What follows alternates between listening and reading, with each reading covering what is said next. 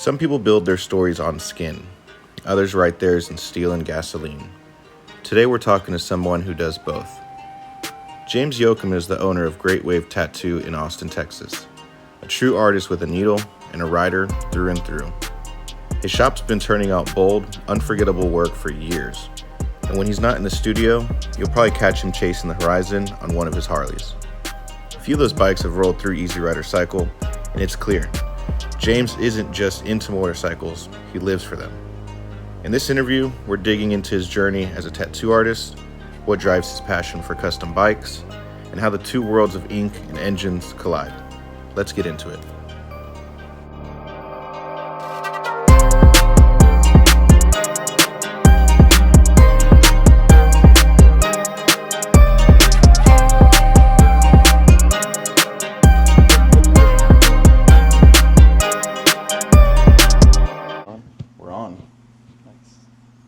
Alright guys, so I'm here with James Yocum of Great Wave Tattoo here in Austin, Texas. A good friend of mine.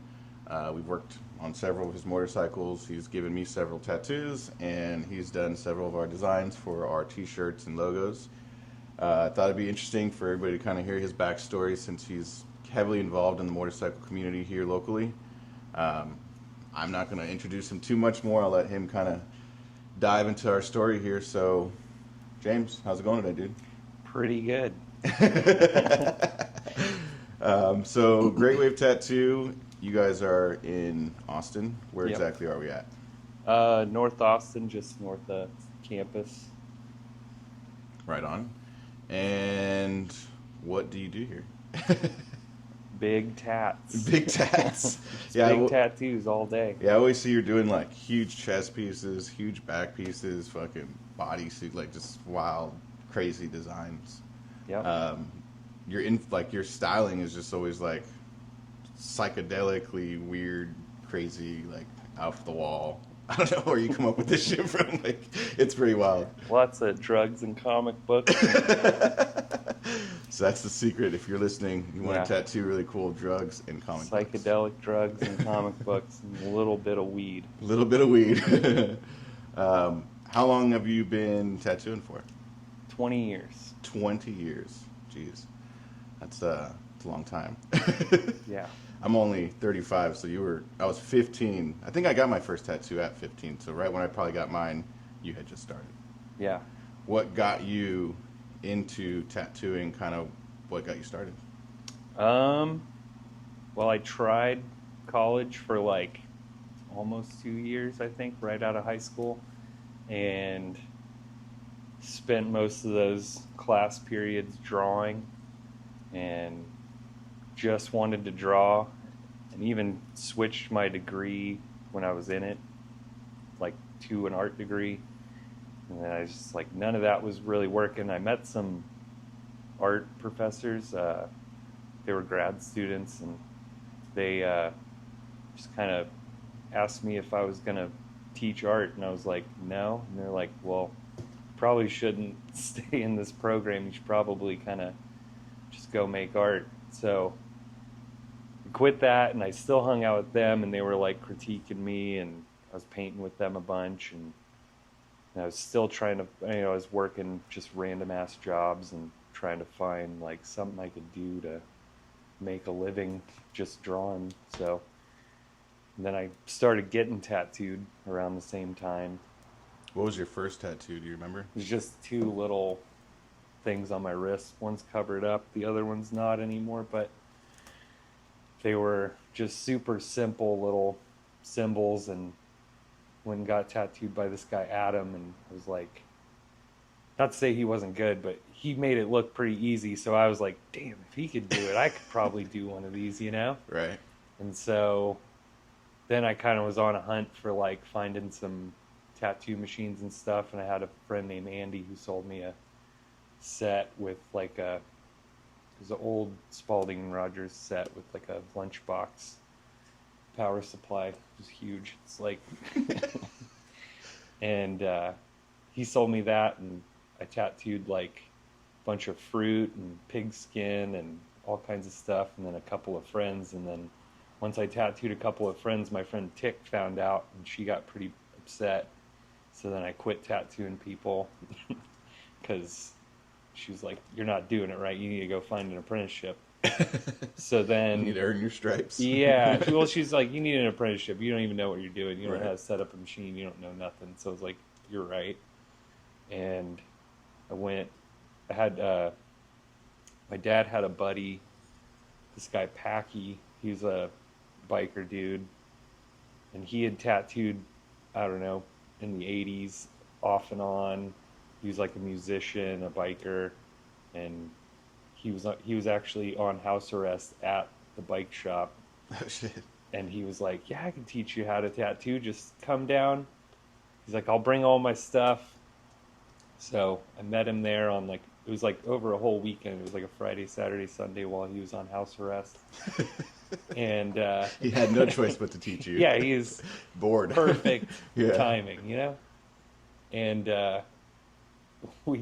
he had a bunch of dried out pigment and stuff, and just spent the first day was like, we just set up everything, you know, we had like all these dried out inks, so we're just pouring rubbing alcohol in them to Get him back. revive them a little bit, and sitting there shaking them. And I spent hours doing that, and then finally we get like a tattoo setup going. And he's like, "Cool, we'll just kind of fill in." He had like a bunch of old biker tats on his arm, and all the color was gone, so it was just basically outlines at that point. And he's like, "Oh, we'll just kind of fill in some of these old tattoos, bring them back to life." And so we spent a couple hours like putting a bunch of colors in all these crazy tattoos, and then the next day we came back and did about the same. Watched him tattoo some lower back on this chick, and then I tattooed one of my buddies at the end of the night. But it was pretty much like a weekend crash course in tattooing. Into tattooing. That's pretty cool. So then from there I like started tattooing a couple people like out of the house, and then again Tick got mad and was like, "Dude, it's not a real apprenticeship. You gotta go You gotta find go to like a something." real place, yeah. So then I wound up selling a bunch of shit and moving to Hawaii because I had this friend Lee that I went to high school with, and he was already out there, and he had gone through an apprenticeship, and the shop was looking for somebody to work counter, so just sold everything and moved out there, and then It's a huge jump. started working counter and apprenticing, and that was like, yeah, it was about a year, maybe a year and a half, something like that. But after, I don't know, I'd say like 6 to 9 months, one of the other artists left, and then the boss was like, "Go get your You're up, champ. go get your license, and as soon as you get your license, you can start tattooing people." So I did, and yeah, And so you just kind of worked in Hawaii for I was few only years. out there for about a year and a half. and that's where you really like officially could consider yourself like a tattoo artist. Is that when that kind of started? Yeah, when I got that license, I was like, I did it. I You're made like, I got it. I'm a tattoo artist. Really, I probably could have. The license really didn't matter, but Right. Right. So Just once said you were it. doing that in Hawaii, did you already kind of like have a style going, or were you just kind of doing No, like not at flash all. I was just tattoo doing- walking? any tattoos that I could do. But like I remember the first day, like after getting my license, and they were like, "Yeah, you can just tattoo," and I just tried to do every single tattoo that walked in, to the point where everyone at the shop got mad because they were like, "Dude, you have to like go in order. Like Yeah. you can't just skip ahead of everybody. You have to like." I was like, "God, there's so many things I still didn't know, you know." Right. And so, but I was also like just starving for money because I was Right. so broke from being an apprentice and Right. working at Starbucks at the same time. You were It working was at pretty Starbucks? Crazy. Yeah. Oh, nice. I'd work from like, I don't remember what time they opened, like 6 a.m., but I'd have to get there at like 5:30, and then I'd get off like at 11:30, and Dang. then I'd go straight to the shop and clean, Dang. and then work at the shop from noon to fucking 10. Is that and where the then love go of to coffee sleep. came from? Go to sleep and wake Every up time I and do it see you, again. you have a coffee. Oh yeah. No, that's just because I'm tired from doing too much. Right. Yeah, you do a lot. So at what point so like you left Hawaii and then you came back I moved here? back to the States, I moved to New Mexico, and then worked at this little shop for like 6 months. And then the shop my friend Tick was at was hiring. And so I was apparently the only person that applied for the job. I went over there. You're hired. And the owner and Tick and Pierce or Matt, they were all there, and they were like, "We're gonna do an interview." And they already knew me. The owner didn't really know me, and they were like, kind of gave me this whole like, I don't know, we'll see if you get it. You know what I mean? And I like laughed at them like, oh shit. And then they called me like a couple hours later, and they're like, "You got the job. You're the only one that came in."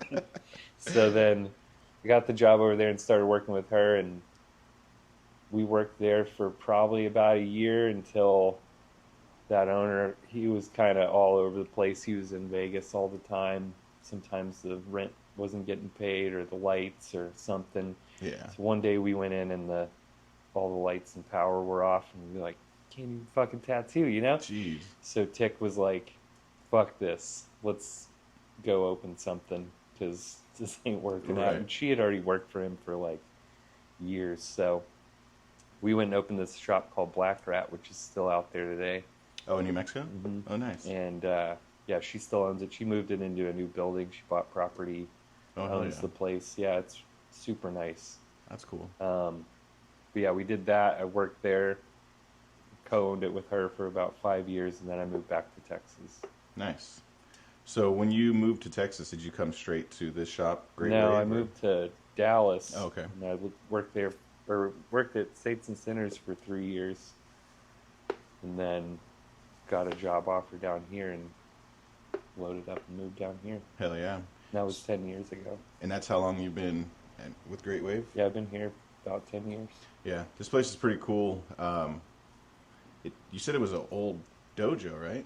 It's been a couple of tattoo studios and karate dojos, and then we found out that there's this place on the corner, Upper Crust. It's a bakery. They've been in the neighborhood for I think 40 years or something. Jeez. But their original location was this building. So it was a bakery. You can come in here and get your ass kicked. Bakery. And get hurt with then a a tattoo. tat studio, then a karate dojo, then a tat studio. That's tight. Yeah, you can, like, the wood floor is cool, like when you're walking around, especially with all the art and stuff, like, it's definitely still here, like, you can feel it, I guess. It's pretty interesting. The little stuff in the backyard was still there, like all the little balance beams and all this stuff. Yeah, we had to chop it out so we had parking. Oh, shit. There was like a climbing rope out there, all kinds of stuff. Yeah. So... These walls had big mirrors on them. Oh, shit. Yeah, they had to break them all off. So when did you, in that time period, like, develop your style? Like, when did you come in and you were like... Because you're pretty much known for, like I said, like, a specific type of artwork, even if it's not like tattooing, your paintings, the designs you do. When did that kind of like come into play? Probably when I was still in New Mexico. I mean,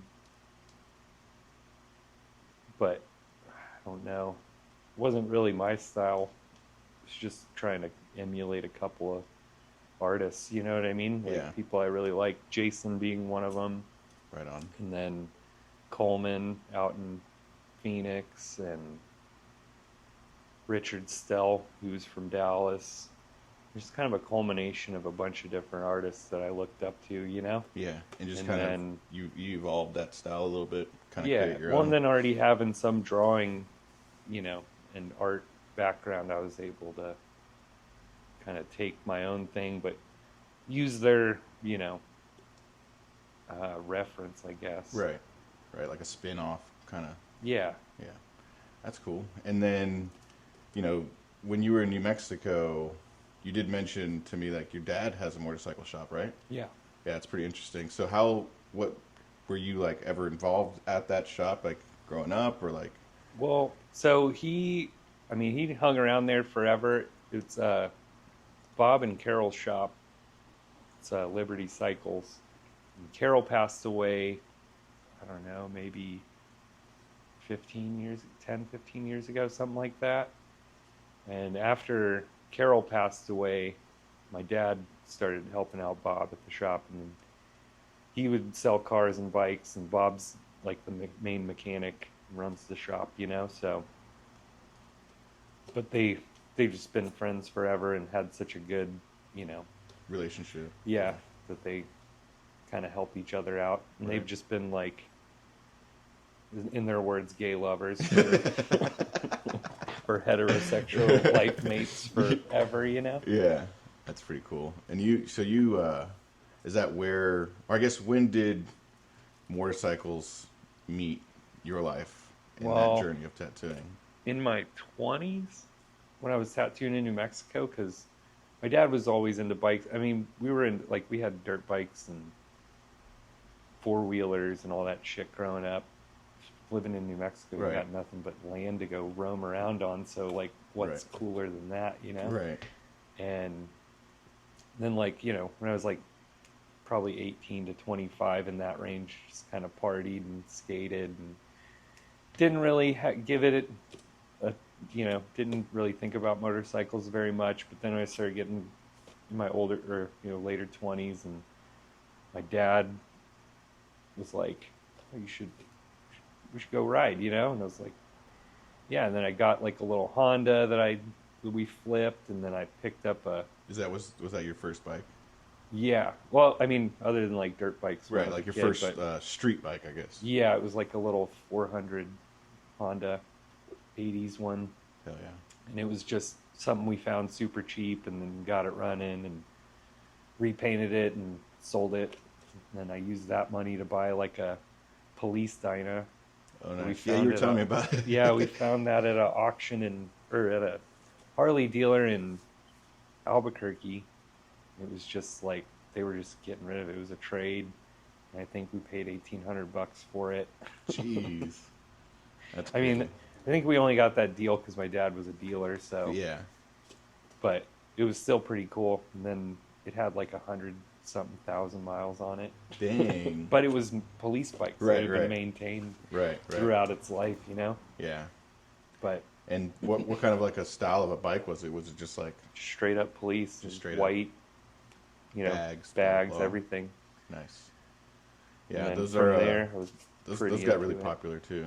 Oh yeah. Yeah, like cop bikes. Yeah, I didn't even know. Well, like even at the time they were still kind of popular. It was like around the beginning of the Sons of Anarchy craze. So it started getting popular, but I was like, oh, this thing's it's like a fucking cop bike, you know what I mean? Like, it's not that cool. But everyone else I knew was like, oh, it's cool, it's a cop bike. Yeah. It's outlawed. And I'm like, it doesn't make any sense. It's a cop bike. Yeah. The exact opposite of I wish I would have kept it. But yeah. Yeah, you were telling me, because we've got one at the shop, you were telling me like, man, I had one like this, but I didn't really care for it at the time. Yeah, I wanted a regular Dyna at the time because I was like, oh, this thing's got this big goofy dash. Yeah. Big, huge honking bags on the back, you know what I mean? That are a pain in the ass to take off. Right. And so once you got your Defender Dyna, what was after that? Well, I rode that for a couple years, like mostly just around New Mexico. I rode it out to Arizona a couple times to tattoo. And then when I moved back to Texas, or when I moved to Dallas, I didn't really...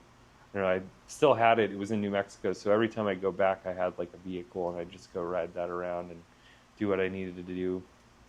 But then I didn't really want to bring it to Texas because Dallas was just like, man, the traffic here is too fucking crazy. I don't even want to deal with this. A bunch of my friends at the shop at the time rode, and they were just constantly talking about people getting smoked up there, and I was like, not me. You're like, no, not me. Fuck this. And I had like an old Impala at the time, so I was like, I kind of need like a reliable vehicle. So I ended up selling that Dyna and then buying like a 4Runner and not having a bike for a couple years until I lived down here. And then every time I go back to visit my dad and stuff, we just take a couple bikes and like run up the mountain or do something fun. And eventually I was like, you know what, I think I need a bike. And then I'd go back and I'd be like, hey, if you find any like FXRs or anything, just let me know. And then went back, and we were planning like a motorcycle trip. It's probably like the year right after COVID, so like 21 or something. We were planning a trip. And he's like, "Oh, I found this FXR. It's nice. Blah blah blah. I'm gonna sell it." So we took it on the trip, and I was the whole time was just like, "Man, I want this fucking bike." Yeah. And that's the one you still have, right? Yeah. Yeah, yeah. I think that's how we met. Yeah.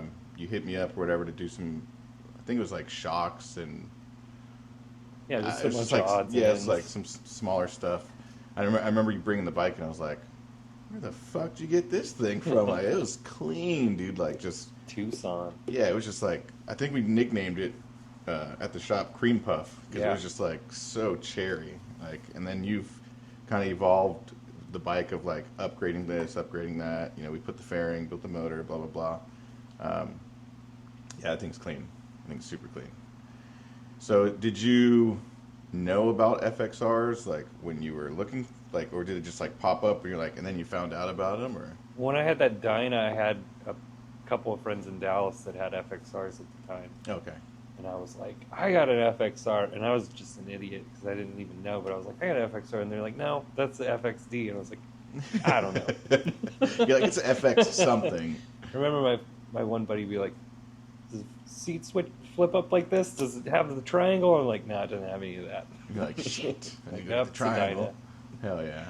And so once you got the FXR, then is that kind of how you were introduced to the kind of local scene here and like the kind of guys we run around with? And Yeah, and I already kind of knew a few people. Like, I knew Dustin because he had come and got tattooed. And I did like it was either the first or the second year Texas Hills Flyer. And then, but at the time I wasn't riding. I was just skating and stuff a bunch. And, yeah, I don't know. Kind of already knew like a handful of people in it. And Right. then I had a bunch of friends from New Mexico that are like into choppers that live out here and just stuff like that. So it was always kind of like peripherally been around, even Right. if I hadn't been in it from Right. time to time. yeah, because tattooing and motorcycles is like peanut butter and jelly. Oh, yeah. Like everybody, pretty much, if you're riding, you probably have a tattoo. And if not, you're probably a dentist. Right. You're probably a dentist. Yeah. Yeah, exactly. Yeah, I mean, and then like, you know, with the stuff that you've done for Texas Hills, you know, now you're tattooing at some of the events. And Yeah. so it's like everything really comes together. Yeah, totally. And then you do like a lot of traveling too for like Yeah. tattoo shows and conventions and stuff. Yeah. So you're always around, and then you're always like, when you're like out of town, you're hitting me up, you're like, dude, look what I found. Dude, look what I found. It's hilarious. It's like you're out working just to buy like shitty old parts and then like show them. I mean, sometimes you just find some random shit. And plus, yeah, just being able to travel across the country and you're like, what's on Marketplace in like Des Moines, Iowa? Right. You never know. Yeah. You never know. Yeah, you can get some crazy Some random shit out there. shit might be there, you know? Yeah. And so once you got involved with that, like the Texas Hills and all that stuff, did you get like deeper into the motorcycle stuff, or were you already like fucking drowning in it? Because you I have don't know. several bikes. and- Yeah. No, I think I just went crazy when I got back into it because it's like, I don't know.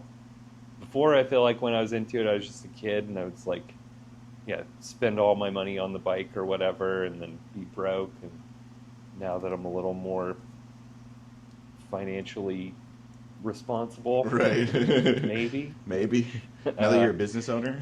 Well, I don't think that has, I mean, it's still just stuff, money that I've made, but no, I don't know, just kind of went head on. But also around the pandemic, like I started helping my dad out by like trying to, you know, we'd find bikes out here or something, so I'd go pick one up or pick two up, and then he'd come out with a trailer and take them back to the shop. Flip them out. Yeah, just because, like, you know, just expands his market because, like, there's not a ton in the desert. You know what I mean? Like, Yeah. it's a desert. Right. So Yeah, compared to here, you got there's just Houston, way more Dallas. deals, way more Yeah. people selling bikes and stuff like that. So it just kind of made it, well, and it's like, well, I'm out here, so Might as well. pick them up and hold them for them and come pick them up, you know? Yeah. So when you're like getting into it, I'll fast forward now. So now at your house in your garage, you've got a lift set up, you've got bikes that are being blown apart. You've got bikes that are trying to get back together. In the chop shop. Yeah, James's chop shop, Yocum Cycles. Do you have like? Do you feel like because you already work with your hands that like inspired you to maybe want to continue to work with your hands, but in like a different avenue, or what sparked that? You think the motorcycle stuff's like a reprieve from the creative stuff. I mean, I guess it's still pretty creative, but like it's just a different type of problem solving. Right. And it's all mechanical, and it's like mostly it goes one way. Right. It should go one way. Yeah, you know what I mean? Like, you can make it happen. You can make it work the other way, but it's not it should go one way. Yeah. But it's just like there's something, I don't know, kind of zen about like just being in the garage dicking around with motorcycles, you know? Do you ever feel that when you're tattooing? I had this thought when you came by the shop the other day when we just like went to the gas station. You know, when you're riding and you're kind of like zoned out, do you feel that same connection like when you're tattooing? Oh yeah. Yeah. It's like the same. Like the riding and tattooing? Oh yeah, where you're just like in your head. I don't know, tattooing is a little different because you still got to talk to people and stuff like that. Sometimes like on big sessions when people are like trying to get in the zone, yeah, you can kind of get in that same space, but most of the time when I'm tattooing and stuff, there's like, a lot going on. Yeah, tons going on. So it's kind of harder to get into that kind of mental space, but right. But yeah, it's about the same. About the same. Do you feel like because you have several different style of bikes. You have like a newer bike, like a Softail. You've got the older FXR. You've got a shovelhead kind of project deal that you've been doing. I've noticed that like your artwork that you do is like so insane, and then like the bikes that you do are kind of like a little bit toned. Yeah. Do you feel that is because of what you've done or what you do? Maybe. Yeah, like your style of bike, I guess, that you like. Well, feels like it's like like the OEM paint or like like you don't like. Well, I think just like even clothes and stuff in general, I don't wear anything wild. Right. And like I don't have like a crazy. I mean, I do. My Impala is like bright red. This is probably like the flashiest thing I own, Yeah. But even then, like, yeah, I feel like I'm way more into something subtle. Right. But then with art, I feel like you can get so crazy. So you can I get my wiggles out. Get your wiggles out. Get my, get into something a little bit different. Yeah, just a little more subtle. Yeah. But even with art and stuff too, there's a lot of like subtle stuff that I put in there that, it's so wild that you might not notice the subtle stuff, but right, but it's there. Yeah. So now that you've been, riding these types of bikes and stuff, would you ever like want to get into a crazy bike? Because I know you're building one now, like this FXR. That's why I keep asking, like, hey, what are you trying to do there? Are you trying to get like crazy, or you? I've kind of been thinking about it. I definitely want to do something that's not like, I don't want to build a stock FXR. Yeah. But I also don't know which way to go with it. Right. It's still just a frame and pieces, you know what I mean? Yeah. That's why I was like, maybe once I get this frame powder coated and stuff, it'll kind of like change the game. Yeah, and I can kind of like, put some wheels next to it, do some different stuff to kind of get a game plan. But for right now, yesterday I just kind of reorganized some stuff in the garage, and it was like, I'm gonna put this frame over in the corner and like tuck it behind some stuff just for the time being. Don't do that. Once they go in the corner, they never come out of timeout, dude. They'll sit there because they're just out of your way. I do that same shit. I've had that frame that I'm finally going to start messing with. It just sat over there. I'm sure you've seen it just sitting, and now I'm like, fuck, I got to get this thing going. But yeah, you'll just keep walking by it. So how long have you been in this tattoo shop now? Because 10 years. Took it over, right? Yeah. 10 years. Where do you see this going for yourself? I don't really know. Don't know? You just keep going the same direction, I guess. Right. Would you sitting right here doing tattoos? Sitting right here doing tattoos. Where I've been wanting to do the whole time. So yeah.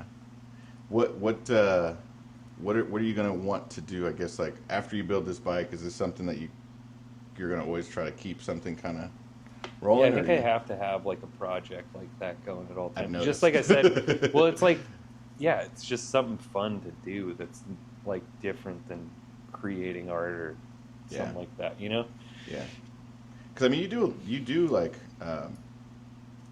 besides my shirts and things like that or whatever, like you do like Texas Hills events and stuff like that. Is that was that like intentional? Did you like were you like I want to be? Well, I mean, I don't know. I've done all kinds of different little logo stuff for different people. I mean, I was trying to do a bunch of skateboard stuff for a long time. I feel like there's just a lot of competition in that area. But I did stuff with No Comply before. I did an art show down there. Belzell Books is like a tattoo book company here in town. I've done logos for them over the years. Yeah, more recently I've done way more motorcycle stuff. No, it's just like little side jobs, and which I think are fun. Right. You know. Right. Keeps it interesting, something different. Well, it's just like my art going somewhere else. Yeah.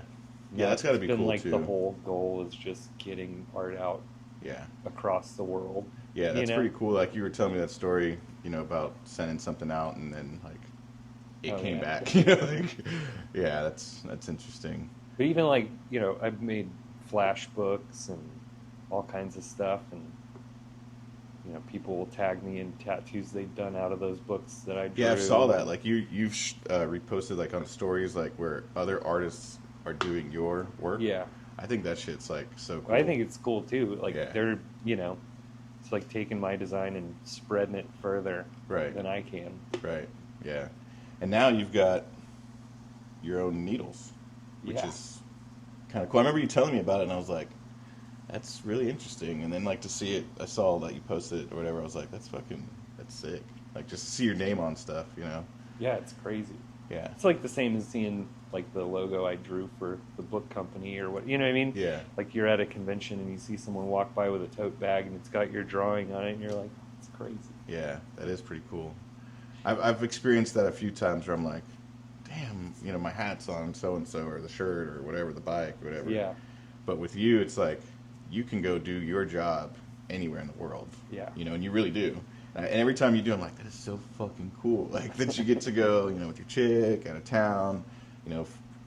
Yes, you're on vacation, but like it's not work. Like you're making money on the road. Yeah. You know what I mean, and doing cool shit, which is also pretty cool.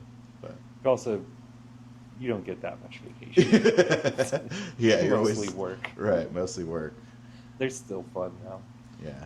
What is your most like memorable motorcycle trip you've taken? Probably that. Well, we've taken a couple birthday trips with my dad, but the first one we took to Arizona was really cool. Last year for Sturgis was really cool because we went through New Mexico. Mikey blew up his bike. Oh yeah. Then we met up with my dad in Taos. Yeah. And then Mitch showed up. He left the day we left, Beelined but it. yeah, beelined it straight there, and we all met up in Taos. It was kind of crazy, and then we went from there through Colorado up to Sturgis. Hell yeah. Where were you riding? That was your lowrider, right? Yeah. Yeah, Softail. Yep. That's pretty cool. Yeah, we were talking about like Sturgis and stuff, but I don't think that's going to happen right now. No, not for me at least. And I know you just got back from 2 weeks on the road or something? Yeah, that's a lot. I want to go, but yeah. I see everyone going, and I'm like, yeah, I know. Everybody's starting their FOMO. Sturgis prep on their bikes and all Uh-huh. their shit, and they're getting their shit ready, and you're like, fuck, my shit's already ready. I just got to throw it back. I know. I literally got that lowrider, got an oil change and a new battery and a tire, And you're like ready to roll. Yeah, it's ready to go. Yeah. Is there any cool projects or anything that you got in the works right now besides bike stuff? I got a couple of shirt designs I got working on. I got some art projects I got going, just some flash and stuff like that. I don't know. There's just always something. Cooking something up. Yeah. When do you plan on wanting to get that FXR done? You're thinking? Ooh, I don't even know. Did I'm you gonna give try to yourself get the shovel head sold so I can fund the Right. FXR project. keep them going? Yeah. It gets expensive. That's what's kind of cool though.